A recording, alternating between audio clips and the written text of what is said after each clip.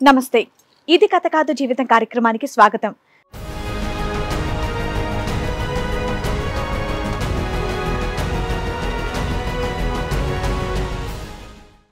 నాకు ఒక 1 lakh salary వస్తుంది. నేను ఇలా ఫ్రెండ్స్తోని ట్రిప్స్కి వెళ్ళడము తిరగడము అనేది చాలా ఇష్టం నాకు.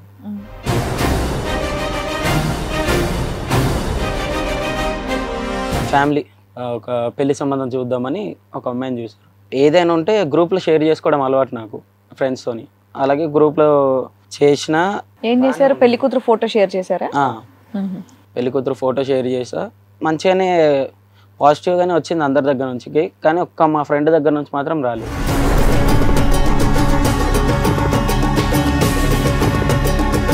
చేసుకోకరా అని చెప్పిండు అమ్మాయిని. ఎందుకు అని అంటే చెప్పలేదు, రీజన్ చెప్పలేదు. నాకు నా పెళ్ళికి కూడా రాలేదు.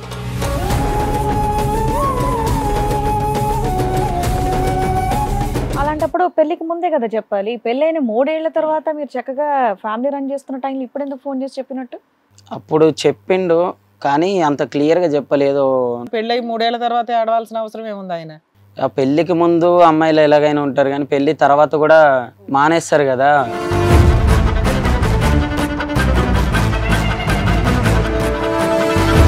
చాలా రోజులైంది, కలవడం లేదు. అతనికి మెసేజ్ వచ్చిందంట రీసెంట్గా, ఈ అమ్మాయి అవైలబిలిటీ ఉందని.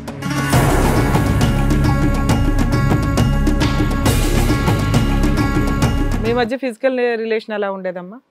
ఏదో అంతంత మాత్రం. ఈ అన్నీ అంతంత మాత్రం ఉంటే 3 ఏళ్ల కాపురం ఎట్లా అయ్యా? ఏదో అలా సాగుతూ వచ్చింది.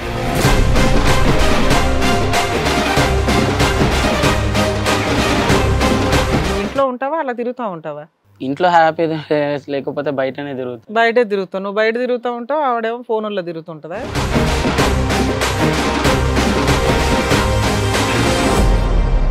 మీ ఫ్రెండ్కి మీ భార్యకి ఒక బిజినెస్ పరమైనటువంటి సంబంధమా, లేదంటే వాళ్ళిద్దరు రిలేషన్షిప్లో ఉన్నారా? మరి చాలా రోజులు అయింది కలిసి, మనం కలుద్దాం అనే మాట ఎందుకు వచ్చింది?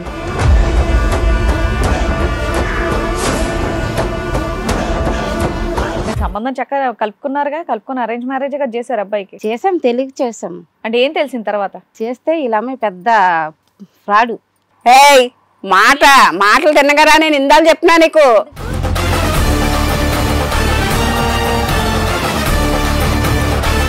ఫ్రాడ్. ఇది ఎవరేస్తే వాళ్ళతో మాట్లాడడం, ఎవరేస్తే వాళ్ళ ఇంటికి వెళ్ళిపోవడం. తప్పేముంది? తప్పేముంది.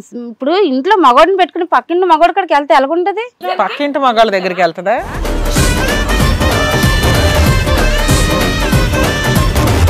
కానీ పక్కింటి వాళ్ళకి వెళ్ళి మాట్లాడుతుంది అన్నది ఇక్కడ వాడికి దీనికి ఏముందో మాకు తెలియదు. కానీ అత్తగా నేను అమ్మలా చూసుకున్నా దానికి ఇంత విశ్వాసం ఉండదు. ఇలాంటి పాకి వాళ్ళు చేసుకుని నా కొడుకు సర్వనాశనం అయిపోయింది. నువ్వు అంతకన్నా ఖచ్చిదానివి, పాకి దాని కావాలని ఆ రోజు కోరు వచ్చి ఇంటికి వచ్చి చేసుకున్నారు పెళ్లి. అప్పుడు పెళ్లి చేసుకున్నప్పుడు లేదా?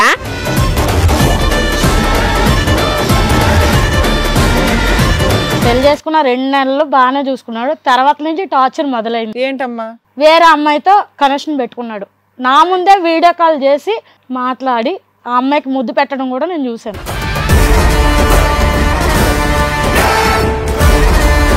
మేము ఫ్రెండ్స్ అంతా గ్యాంగ్తో ఒక అమ్మాయిని బుక్ చేసుకున్నారు. ఆ అమ్మాయి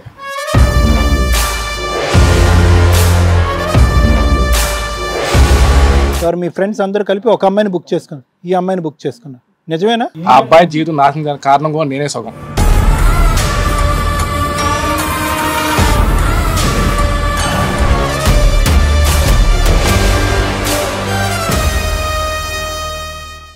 ఇది కథ కాదు జీవితం ప్రోగ్రామ్ అందరికంటే ఒక రోజు ముందుగా మీరు చూడాలి అనుకుంటే వెంటనే డౌన్లోడ్ చేయండి హిట్ టీవీ యాప్. ఇందులో మీరు నచ్చే మెచ్చే కంటెంట్ సిద్ధంగా ఉంది. మరి ఇంకెందుకు ఆలస్యం, వెంటనే డౌన్లోడ్ చేసుకోండి హిట్ టీవీ యాప్.